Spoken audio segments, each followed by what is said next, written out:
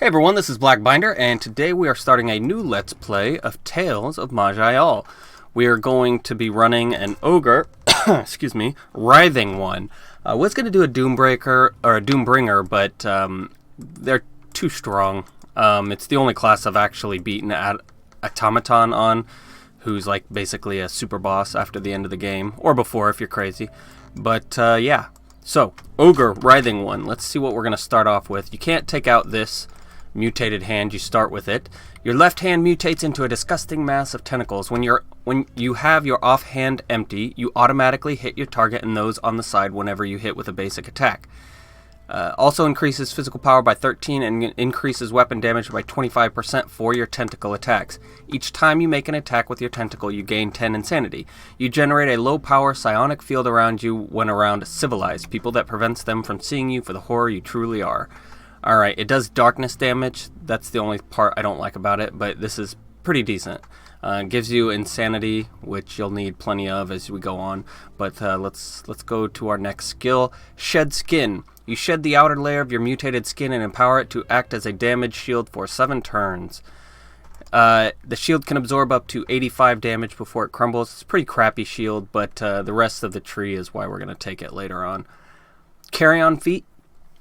Your feet start to continuously produce carrion worms that are constantly crushed as you walk, passively increasing movement speed by 11%.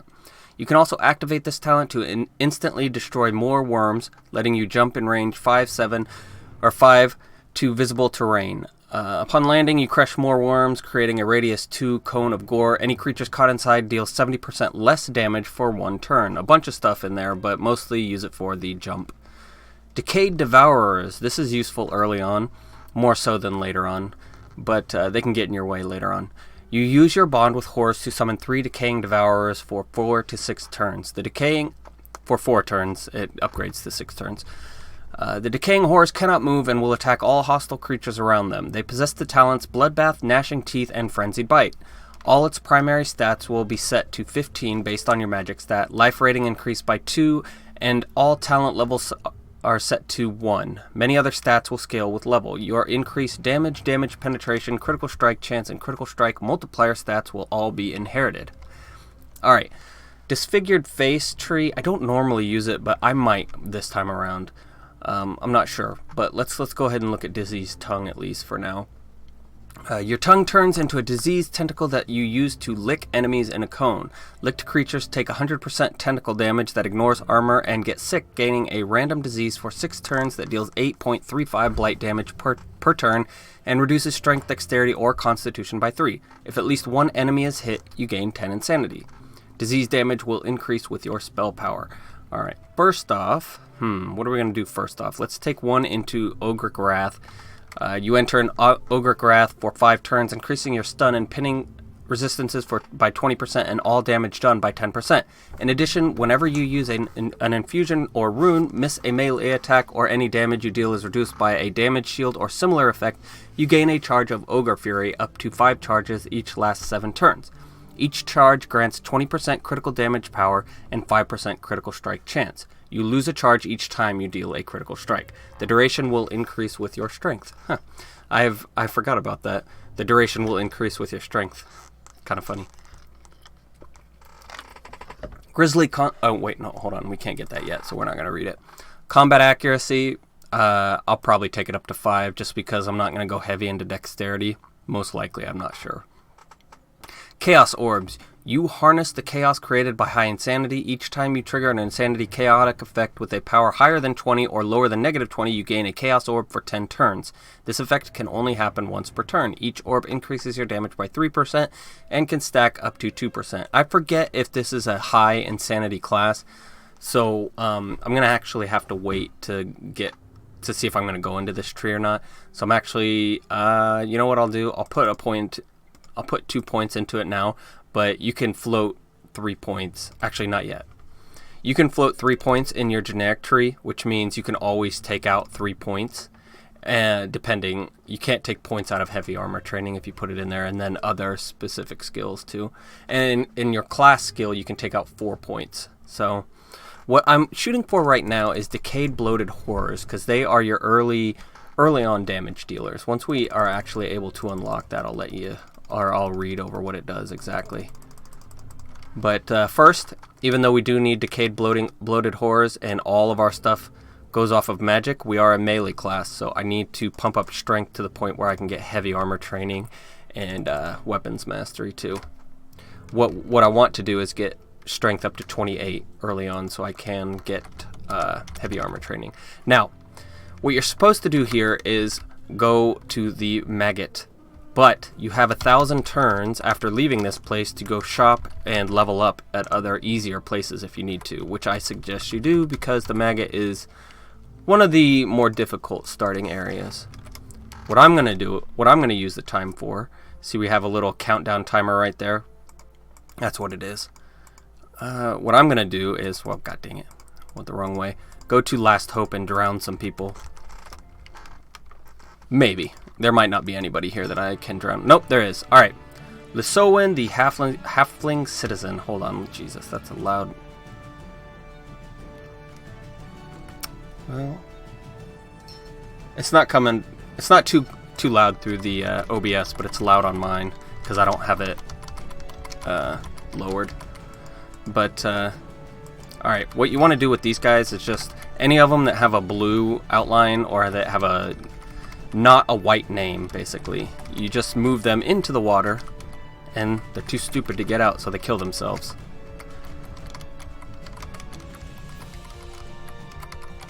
Now, I early on considered this cheating, and it probably is, but there are some classes that don't need it, but count on it, let's say. Writhing One probably isn't one of them, but I don't care. I'm going to do it anyway. Alright, Shielding Rune, it's decent. Movement Infusion, it's at 20 turn cooldown, you see that? But I'm going to take it anyway. Now normally, oh wow, there's a lot of citizens you hear me getting a level up, it's from those citizens drowning. The reason we don't drown the white citizens, the white named ones, is because I don't think you get experience for drowning them. And they also don't drop anything. But you can see when they die that you feel a surge of power. You feel a surge of power as a powerful creature falls nearby. You get that from the blue names and the red names and the orange named citizens that you kill. Alright, let's go ahead and go look through here. Is there anything? We're going to have to use one-handed weapons for now. Eventually we won't. Changes resistance is 4% all. That's pretty good. Although this isn't very high damage, it's good enough to use. Alright, we need 24 strength to use that. Maximum life 40, this is exactly what we want. I would be looking for the rest of that really doesn't matter, it's just a life that I want early on. 8 armor, I'll save that. I don't know if it's going to be the best we can find. We'll probably be able to find something better from the shops. What is this? Hardened leather cap, 5 will, no. Resistance is 8 blight, that's fine. Spell save is okay early on. Spell power on spell critical is decent, plus spell power, and then defense is when you teleport, which I'm not going to use, so... Actually, I wonder if that counts with my carry-on feat. No, it does not. Alright. We'll put the Naturalist hardened leather gloves on just for the 2 armor. And the nature damage on hit is pretty good too. Alright, let's look in here. We can't use a shield because, you know what? We don't actually need to go through there. Our weapon's decent enough that we found off the enemies. Alright, let's take it up to 28 and then we'll start putting them into magic for stat requirements. We'll go 1 more in heavy armor, 1 more in combat accuracy, and 1 more in weapons mastery. I could have gone up to 30 strength, but I don't really need the extra in weapons mastery. Like I said early on, we're gonna be relying on the decayed bloated horror. All right, let's put on our weapon and our armor, transmogrify it because we can't carry a lot right now, and if we get debuffed to the point where our strength lowers enough, you can become encumbered and it's really annoying. So, alright. These are all too expensive, I'm not going to get them, but look at this. I rarely ever find even 1 dispersion glove in Last Hope. This is awesome. I didn't save scum or anything, or start scum is what it's called for the beginning, but this is awesome. That was a lucky find. Impenetrable, it only costs 72, and it gives us 17 armor, plus 7% physical resistance. That's awesome. It's a really good starting armor. It would have been better if it had life on it, but 17 armor is pretty good. And then we're not going to use anything here. Alright, we'll use our movement infusion. I'm going to keep Phase Rune just for now, because this is a crappy shield, but it's better than the one we have, so I'm going to use it. The one we have is only 100 value. Alright, and that's all we can really get for now. This is actually a pretty good start. On Drems or Dementeds, anybody who starts in Kroshkur, I always forget to do this. You can't walk back there. You have to teleport back there. But I only go to Last Hope. I don't bother going to the other places, just on the off chance I might forget to teleport back in time. The timer is still on when you're in Kroshkur, so you still have to get to the teleporter by the time your timer runs out. We still have plenty of time, but I have more than what I need to finish this place, hopefully. Watch me die immediately. Alright, what I'm going to do now is... I need 2 more magic, and we're halfway to the level, so I'm just going to leave what we have in here now. And then hopefully we get to... Actually, is this... This costs 10 insanity. That kind of stinks for how crappy of a shield it is. But I'm going to hope we level up to level 6 in here. Probably won't. Or we might off of the spinal cord. But I was hoping to level up before that, because the spinal cord on squishy classes, which this is not one, but it can be very difficult because it yanks you in with its spinal cord or its spinal cage chest armor and will not let you go. Oh, that's right, we don't have any healing, do we?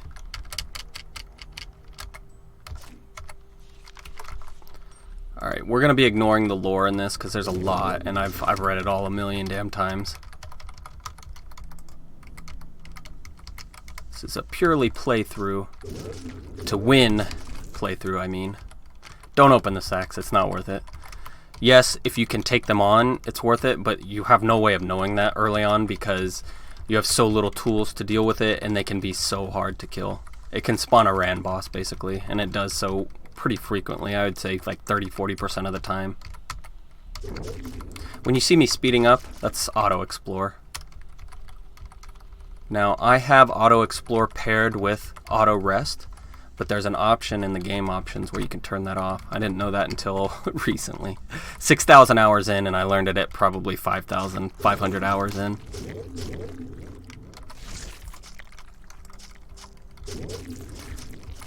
Now, the Devourers are better as a wall. They really do almost no damage, but this early on, even, they do crappy damage, but they do some.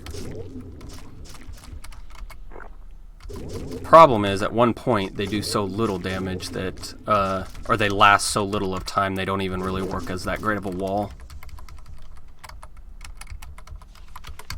It's funny, I get more use out of them mid and end game than I do in the beginning. Alright, we are level 4, so we can get Decayed Bloated Horror. You use your bond with horrors to summon a Decaying Bloated Horror for 4 turns. The Decaying Horror cannot move and will attack all hostile creatures in range of it. It possesses the talent Mind Disruption and Mind Seer. If you remember any of my other guides, one of them I talk about Mind Seer. It is very, very powerful early on. All its primary stats will be set to 21 based on your magic stat. Life rating increased by 2, and all talent levels set to 1. Many other stats will scale with level. Your increased damage, damage penetration, critical strike, and critical strike multiplier stats will all be inherited. Alright. That doesn't really matter because by the time those will be in sufficiently high quantity to help this guy out, we won't be using him as much anymore. At least not for damage. So we want to put points in him last. So that way we can take it out if we need to. I'm going to be floating at least 4 points into the Decayed Bloated Horror. Alright, Lash Out. Spin around, extending your weapon and damaging all targets around you for 176% weapon damage, while your tentacle hand extends and hits all targets in a radius 3 for 156% tentacle damage. Alright, if your main hand attack hits at least one enemy, you gain 15 insanity. If the tentacle attack hits at least one enemy, you gain 5 insanity. Your tentacle attack is centered around your constricted target, but not your weapon attack, and only in radius 1, but it dazes anything hit for 5 turns. That's when you're constricting, which is this. It basically changes somewhat the way these two things work, but we'll go over that when we get there. Basically, you can use this as a very crappy wind blade. The problem is, it would be better if your weapon attack had a higher radius, but it only hits the immediate targets around you. But the tentacle part, it does crappy damage compared to your main hand weapon damage, but it's enough to take out trash. So this is actually useful and it's convenient. So I will end up using that quite a bit. Alright, we've got 5 points left. Postulant Growth. Each time your shed skin loses 39% of its max power or you take damage over 15% of your maximum life, a black putrescent pustule grows on your body for 5 turns. Yummy, right? Each pustule increases all your resistances by 1%. You can have up to 3 to 4 pustules at once. This is awesome, alright? You don't even need to use shed skin for it to go off, because getting hit for 15% of your maximum life is going to happen frequently. So basically this is free resist all after combat has started, or against something that's hard enough to actually hurt you. So we'll be probably taking that up to 5. I forget how the diminishing returns works, but this is nice. Horrific Evolution. Your mutations have enhanced your offense even farther. You gain 7 accuracy and 7 spell power. Not bad. The effects will increase with your magic stats. We need accuracy because we're not going dexterity, and spell power is not bad either. We don't really...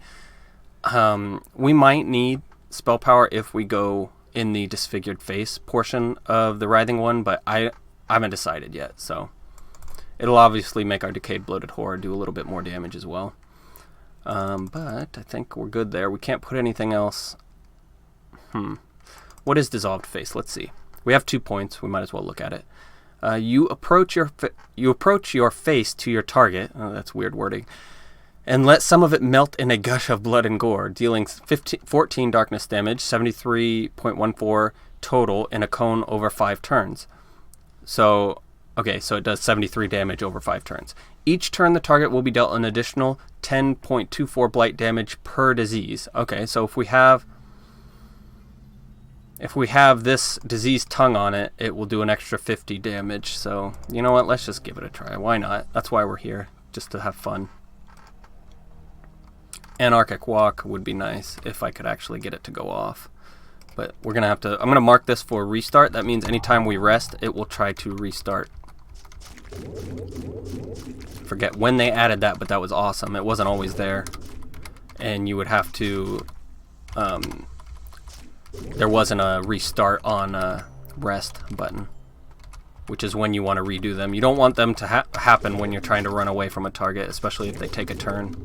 If they don't take a turn, it doesn't matter, but this I think does. Yeah, 100% of a turn.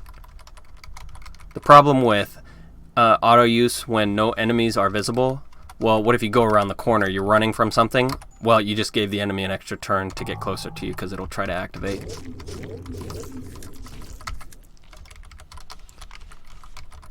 Alright. We should be getting close to the spinal cord. Yep, we are close. See that dark whispers? That's probably him. But I don't care.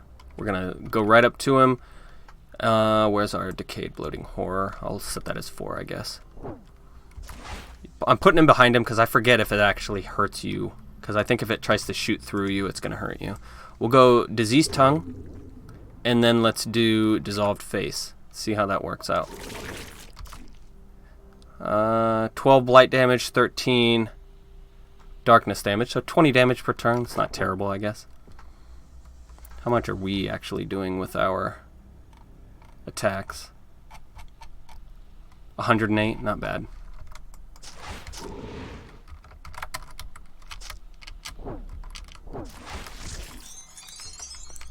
See, that's much harder with the freaking cultist if you get drug in. If you know he's coming up, you can sit back in Dark Whispers out of range, but I mean, it's... I don't know. It's hard to tell. Alright, I think we're good here. Let's teleport back to Kroshkar, check out the merchants real quick, see if there's anything there. I do want a regeneration rune infusion, but that's just too crappy. It's 116 over 5 turns, but it's got a 16 turn cooldown. The cooldown's not terrible, but it's not good either. Gauntlets of Dexterity. Holy cow, that's a lot of accuracy. Yeah, we're going to put this on. 16 accuracy, 1 armor, 2 dexterity, and 23% disarm immunity. The accuracy is really nice for this early on, in case you run into a really high defense rogue rand boss. I'm going to put... Wait, hold on. Which one do I want? Let's go with the... Wow, no.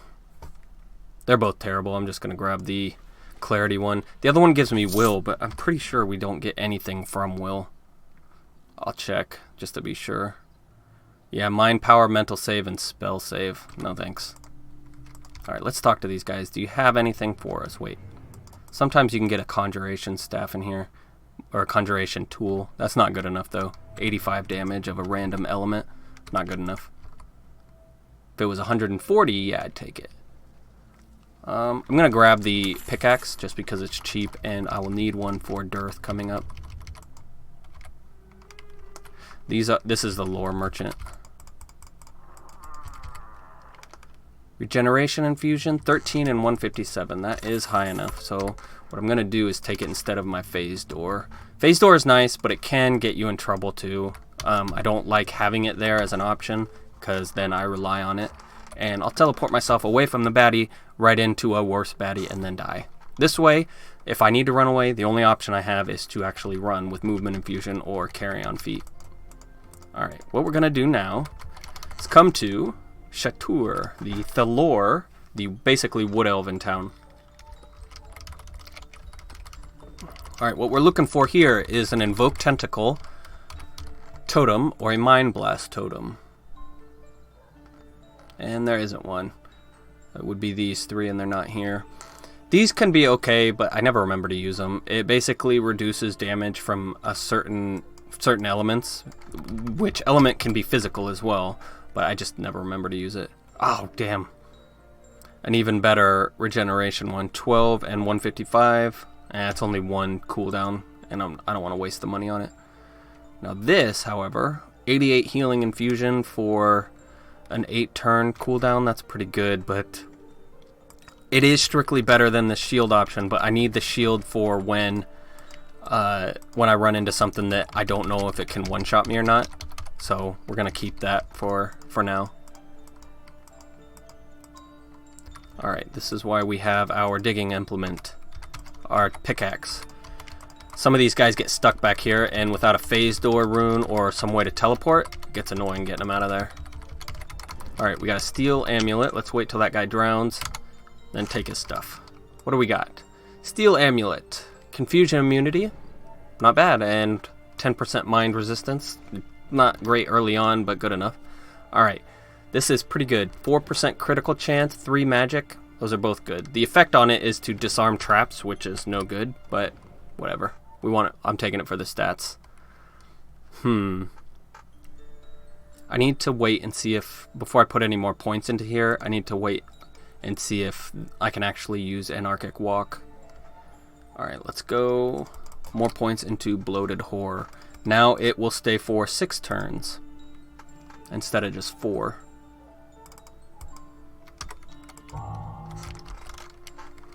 Alright, we will want to put up strength early on, but I need to get to 36 magic before level 12, so I have access to the most powerful abilities. We are level 7 now. That's enough to do the arena if you'd like in Dearth. I think I will... You know what? No, we have pets. Pet classes have it easier than others, so I will go in. Alright, looks like we got a Doomed citizen. He is the class Doomed. That's why he has so many shadows following him around. They are the only class that can have shadows. The actual shadows.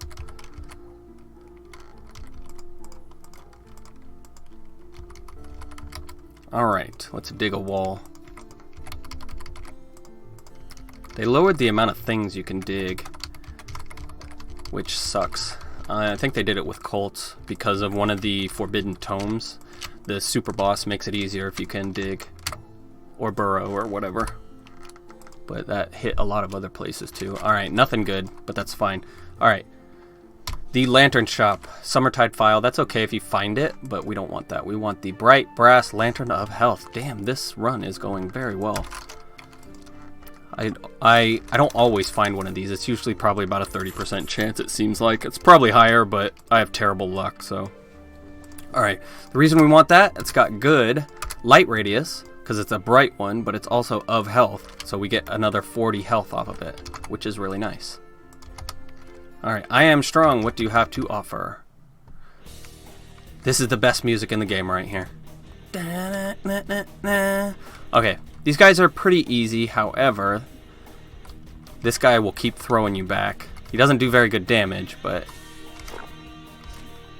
Alright, how do we want to do this? I want to set up the Bloated Horror right here. This is the most dangerous guy, because he can stun you and daze you.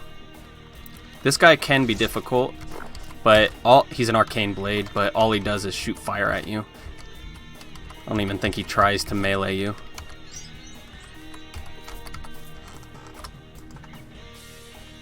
Na na na na. Love that song.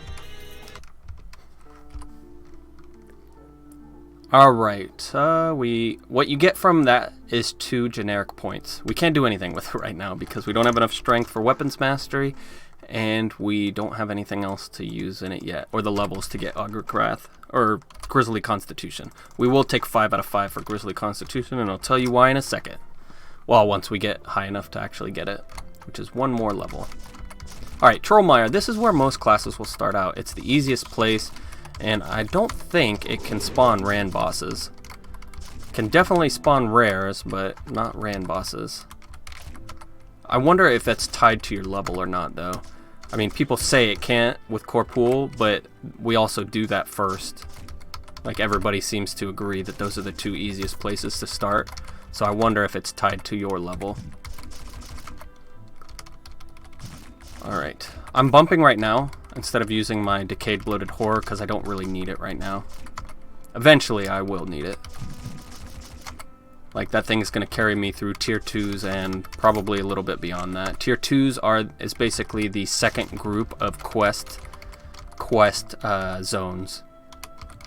Depending on what race you are, your 2 starting quest zones will change. Like, for Shalor, it's Scintillating Caves and Rayloran Camp. For Halflings, it's Trollmire and Corpool. For Ogres, it's also supposed to be Scintillating Caves and the Rayloran Camp, I believe. Yep. But those are all the Tier 1s, the first quest areas you can get to. No, I like the accuracy. Even though these give me a bonus to magic, I want the accuracy more. This is a good hat. 6 armor, that's pretty good. Resistance is 10% physical, that's also good in the beginning. And changes resistance penetration 10%, and changes damage 10%. Okay, that's really good. This has got a lot of stuff, but this is better. The Mountain Ego is what makes it so good. Alright, well, that's all we need from you guys. Alright, we got our first escort, and it's a Tinker. That is awesome. We found him. As you can tell, we don't have a lot of places to put our generics. That's why this Tinker is going to be very, very helpful for us. They're good anyway, but they're especially good on classes that do not have a lot of places to put their generics. So what we want to do is make sure he survives. Portal is still far away to the east. Basically stay in front of him, and every time he gets out of view, they seem to they don't wait as long. They make a beeline towards the portal, which is just crazy. I don't understand if that's just me seeing things, or if they actually do... If their AI is based on seeing you, and if they can't see you, they just make a beeline to the portal. Portal is close to the east. You can tell him to wait, but we don't need to right now. Just be careful you don't use any AoE spells on him. See, look at that. He got over here and then immediately came all the way down here. Now, I don't actually know if there's anybody down there either, so... Let's do a Decayed Bloating Horror up there, just to speed this along. Alright, ask her where she learnt her craft every time. The other ones are okay. but they're really... The real power of a Tinker Escort is being able to learn Tinkers. It will cost a category point and 500 gold, but it's worth it. Alright, Midge Swarms, they're very dangerous. He's also rampaging, which makes him even more dangerous. Alright, look at his global speed. It's 200 all the time, but he's also got Rampage, which gives him a 200% movement speed. That means he can move 4 times, I believe, for every time I move once. Why can't I move there? Alright, so what I want to do is put the Devourers in front of him. And it didn't work. Awesome.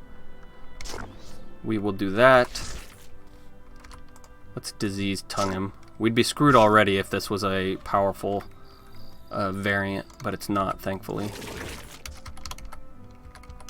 Sometimes you can get a Midge Swarm that has really good accuracy and damaging stats, and if he gets next to you, he just blows you up. But again, we're pretty tanky class, and we're also ogres, so we start out with a decent amount of hit points, as compared to like an Archmage who starts off with almost no health. So let them all die. The only thing is, you need to be careful, like right there. You notice how I've been bumping twice. I'm also stunned, if you can't tell. Stunned is very bad. It makes me move slow, my stuff doesn't cool down, and I also do less damage. But, if you noticed, I was bumping quickly, but you need to be careful with that, even in these lower ones, because this guy could have killed me. If you bump twice on something without realizing it's a rare, you're going to die. That's a stupid mistake, but I do it all the time, so... It's just you get used to, oh, these guys are all easy, I'm super powerful, and then you hit twice, you bump twice, and oh look, you ran, or you moved twice in front of an archer rare, and they headshot you twice and killed you. Headshot does a lot of damage, doesn't matter what class you are. Even if you've got 70% physical resistance, it still can do good chunks of your damage. Alright, Duvafast the Awful Wither. We will take it. The resistances are decent, but that's it. It's not something I'm going to keep for very long. And this helmet, it doesn't hold a candle 2 hours. Alright, this Elm Totem of Healing is decent. It can be used to heal another target, so it's good for escorts. So I'll keep it for now, but it's a full turn heal with a very low value of that heal. So really it's only good for trying to keep an escort alive. Like if it got hit by a poison or something and it's slowly dying right in front of you, which happens quite a bit, honestly. They just don't have the hit points to survive. Alright, we want to put our Decayed Bloated Horror there. I was hoping that Oozemancer would stay closer, so we're going to have to wait for another Decayed Bloating Horror. Ow. You got to watch out with Oozemancers. They shoot a slow traveling spit, and then they'll also, thank you Bloated Horror, and then they'll also shoot an instant beam. So the spit is going to hit you at the exact same time as the beam is going to hit you. Not every time, but it can happen. So what that amounts to is you taking 2 turns worth of damage all at once. And that is not good. Alright, what do I want to do here? That was not the right move. Oh, god dang it. That's right, you have to hit a target for the tentacle to actually work on that spell. So you don't. It's not actually a 3 radius attack unless there's something right next to you. Keep using my insanity at bad times. Decayed Bloating Horror is going to take him out for me, hopefully.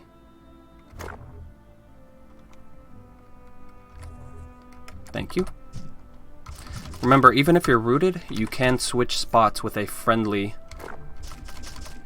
creature. God dang it. Knockback. Before it registered I was knocked back, I used my lash. Alright, we are level 8. Is that? Yes, we did level up. Alright, I will go ahead and put another one in Bloated Horror. Pump up my magic more. Grab. No, you know what? No. I need 2 in strength so I can get another. Well, crap. We've got 2 points in here, so we can't put more than 1 point in something and still be able to float these out. So we'll just do 1 more in Weapons Mastery for now. That guy isn't actually as dangerous as he seems. Even though he's got a scary orange name, he is the boss. And on Insane, the bosses, for the most part, are actually easier than the trash you're going to find. the Rand bosses. Anyway, the Rand boss is what I mean, not purely just trash, just the Rand bosses among the trash. Alright, Planar Beacon is actually not bad. If you're low on teleports, you can use it, but it's a teleport that will hurt you until you get out of the fire that it creates. So, I would use it if I didn't have a teleport, or if I didn't have a bright brass lantern of health. But I've got both of those things, so definitely don't need it for now.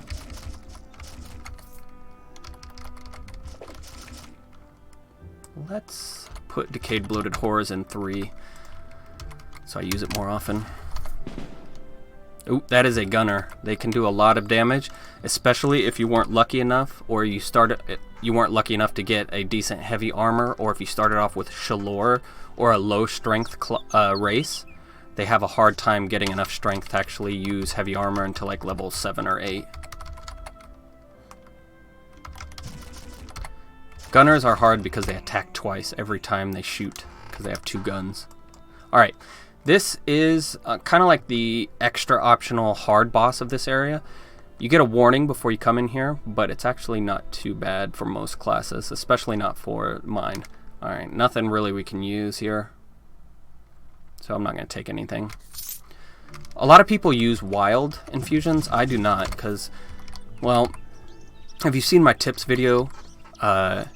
I went over it, but basically, if something can stun you once, they're going to be able to stun you again, and it's going to be on a lower cooldown than your wild infusion. So it's better, we are dazed right now, so it's better to pre-movement infusion when you're facing a stun heavy boss, or mob even. Armored skeletons are basically normal mobs. They're elites, but they're not like a rare or unique, and they can still stun you for quite a while. I've had one stun me for 14 turns before. It's insane. Obviously not in the beginning, though.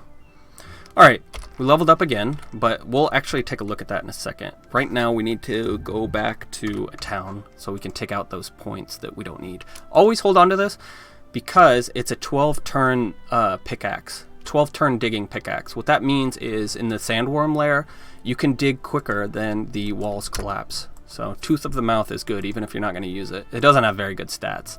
It's got armor penetration, that's decent, +5. Damage when hit, 15 blight, that's okay.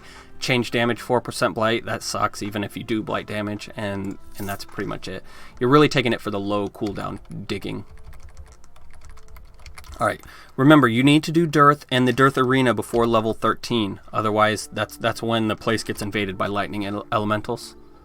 Alright, what are we going to do here? Hold on. First things first, take all 3 points out of Bloated Horror, take these 2 points out of there, and now what we can do is, well, we do not want to do that. If you click on the name of it and you have a category point, it increases the mastery of it, which you almost never want to do.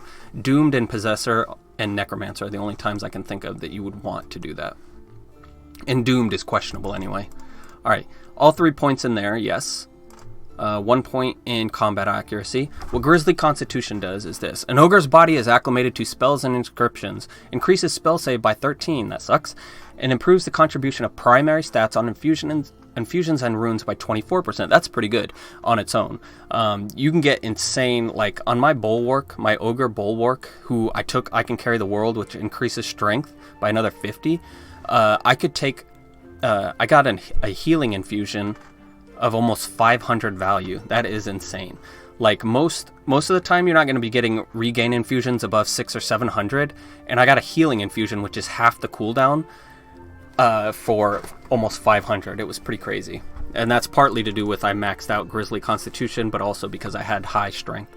Alright, at level 5 your body is so strong you can use a two-handed weapon in your main hand while still using an offhand item. When using a two-handed weapon this way, you suffer a 20% accuracy, physical power, spell power, and mind power penalty, decreasing by 5% per size category above big. And also, all damage procs from your weapons are reduced by 50%. Now, the 20% accuracy, physical power, that debuff is crap. Because of diminishing returns, that's going to equal almost nothing. Now, if you're relying on debuffs, that might be the spell power decrease might actually matter, but the physical power one won't. The mind power one might. The reason physical power won't is because with weapon mastery and strength, your physical power is going to be high enough to apply your debuffs as it is. That's also another reason why they are nerfing weapon mastery in the upcoming 1.6, because enemies, no matter what your physical save is, they're always going to put on physical debuffs because they can go over 5/5 weapons mastery, but they also have insane stats. So it's very hard to resist a physical debuff. With saves, that is. Immunities, you're fine. So don't worry about getting above size category big. If it happens, it happens, but you don't need to decrease that 20%. Now, the damage procs from your weapons, that's the main one that's going to hurt whether or not you want to use Grisly Constitution. Here, I think it actually does affect your tentacle, but that doesn't matter. Most of your damage is going to be coming from your weapon attacks anyway. Because this is darkness damage, you're not going to increase darkness. You're not going to increase your darkness damage unless you're going like heavy disfigured face or some other build that I'm not aware of. But we will be going physical damage and penetration, so basically not as big of a debuff as it sounds. All right, we'll put the other 2 points back into beyond sanity. All right, how do we want to do this? We've got so many points here to spend. I don't want to go into these just yet, but Friend of the Worm is too fucking awesome. We are doing it right now. Friend of the Worm. You know how worms that walk are so annoying? Well, now you get your own. You invoke a long-standing pact with a fellow horror, a worm that walks, to help you in your travels. You can fully control, level, and equip it. Using this spell will resurrect your friendly horror if it died, giving it back 25% life. Higher raw talent levels will give your horror more equipment slots. Level 1, main hand offhand. Level 2, body. Level 3, belt. Level 4, ring. Level 5, another 2 rings and a trinket. This is freaking insane. This is so awesome. You can put 4 rings of misery on this guy. Each one of those has a chance to gloom the target. He is a debuff monster. Now, he does have problem reaching spell power, high enough spell power if you don't specifically equip him for that to get his actual spells off on enemies, but you can get debuff chances on weapons to bypass that completely. So as long as he's hitting it, he's going to debuff something. So this is freaking awesome. We're taking it. All right. Tendrils Eruption. You plant your tentacle hand in the ground where it splits up and extends to a target zone of radius 3. The zone will erupt with many black tendrils to hit all foes caught inside, dealing 241% tentacle damage. Any creature hit by the tentacle must save against spell or be numbed by the attack, reducing its damage by 28%. Alright, you're going to be hard pressed to beat their spell save with your spell power, because we're going melee powerhouse, not caster. But doesn't matter. This is a good trash clearing spell. If at least one enemy is hit, you gain 20 insanity. That is also a huge amount of insanity for a ranged spell to be doing. Basically, you're going to want to start most battles with this spell. Alright, the tendrils pummel your constricted... This is when you're constricting. The tendrils pummel your constricted target for 362% tentacle damage, and if adjacent, you make an additional main hand weapon attack. Talent cooldown reduced to 10. Not bad. I've tried using this while constricting, but the damage, I mean, it says 362%, but it's just not there. But we'll try it again and see how it goes. Alright, Demented, Horrific Body. You make all your putrescent pustules explode at once, splashing all creatures in radius 2 with black fluids that deal 15 darkness damage per pustule and healing you for 12.3 per pustule. Now, I think that gets better with Defiled Blood, so we'll go back over this later, but for now, you don't want to break your pustules because they're giving you resist all. So, this might get better with this. I do not specifically remember. Overgrowth. You trigger a cascade of rapidly mutating cells in your body for 5 turns. Your body grows much bigger, gaining 2 size categories, making you able to walk through walls and increasing your damage by 12% and all your resistances by 12%. Each time you take a step, your monstrous form causes a small quake, destroying and rearranging nearby terrain.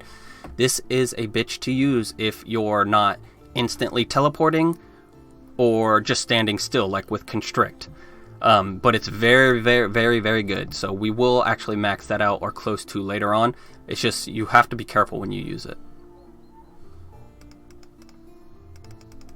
Alright, we already can't take that out because I forgot to take out other things. but that's fine. Whatever, I don't care. What does writhing hairs do? For a brief moment, horrific hairs grow on your head, each of them ending with a creepy eye. You use those eyes to gaze upon a target area, and creatures caught inside partially turn to stone, reducing their movement speed by 32% and making them brittle for 7 turns.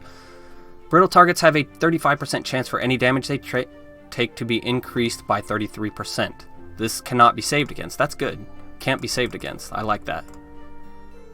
Glimpse of True Horror. Whenever you use a disfigured face... Oh, wait. We don't want to read that yet. I don't want to spoil it. So we'll get there eventually.